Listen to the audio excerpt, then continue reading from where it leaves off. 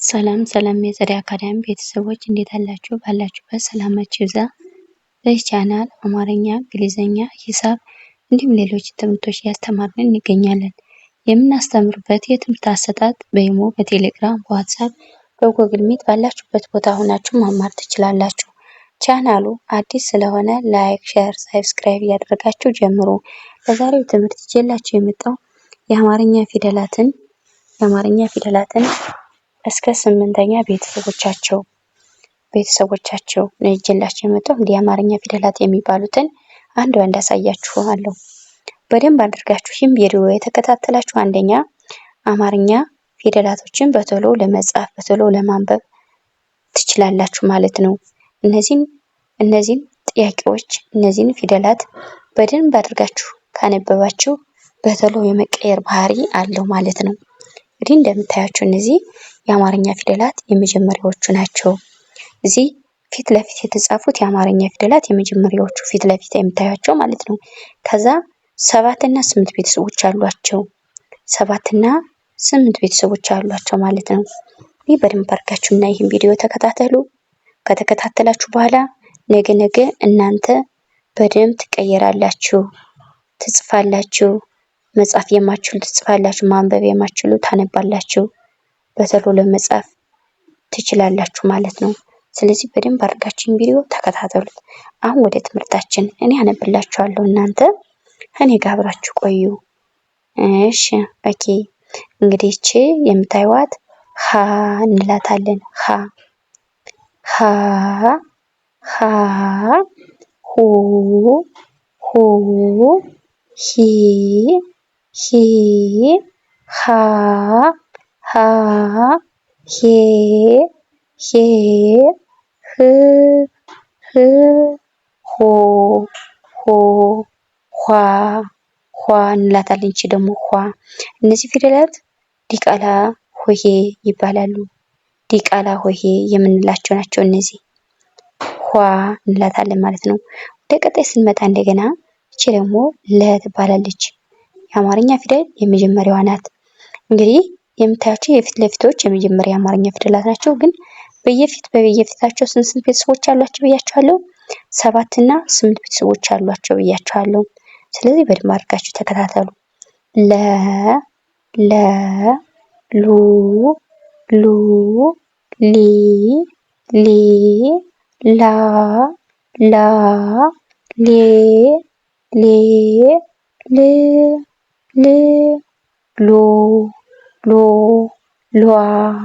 ሏ እንላታለን ማለት ነው። ወደ ቀጣይ ስንመጣ እንግዲህ እቺ የምታዩት ሀ ናት። ሀ ትባላለች። ልዩ ስሟ አመርኳ ትባላለች። ስሟ ግን ሀ ናት። እዚህ ጋር ያያችኋት እዚህ ጋር የምታዩት ሀ ናት። እንግዲህ በቅርጻቸው የተለያዩ ሆነው በድምጻቸው ግን አንድ አይነት የሆኑ ማለት ነው። አንድ አይነት የሆኑ በቅርጻቸው የተለያዩ ሀ ሁ ሂ ሃ ሄ ህ ሆ ኋ እንላታለን። ኋ እቺ ምንድን ናት? ኋ ዲቃላ ሆሄ የምንላት 8ኛዋ ፊደል ማለት ነው። ኦኬ ወደ ቀጣዩ ስንመጣ እንግዲህ መ ትባላለች። እቺ አማርኛ ፊደል የመጀመሪያዋ ናት። መ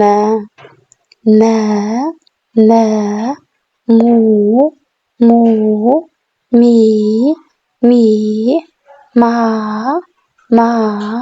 ሜ ም ሞ ሟ እንላታለን ማለት ነው። በጣም አሪፍ።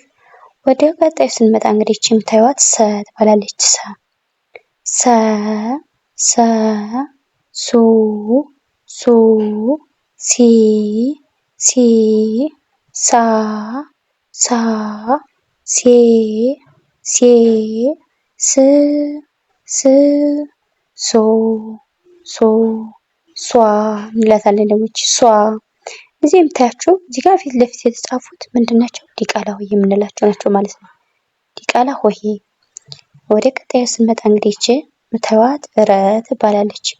ረ ረ ረ ሩ ሩ ሪ ሪ ራ ራ ሬ ሬ ር ር ሮ ሮ ሯ ሯ እንላታለን ማለት ነው። ሯ ትባላለች። እቺ ደግሞ ሯ።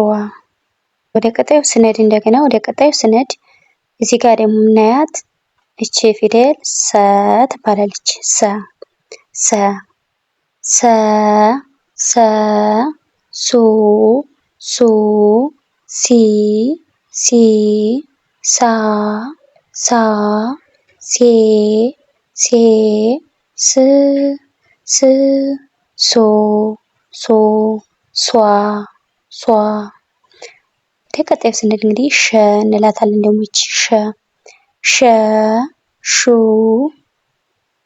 ሹ ሺ ሺ ሻ ሻ ሼ ሼ ሽ ሽ ሾ ሾ ሿ ሿ እንላታለን ማለት ነው። ይቺን ወደ ቀጣይ ስንመጣ እንደገና ቀ እንላታለች። ፊደል ደግሞ ቀ ቀ ቀ ቁ ቁ ቂ ቂ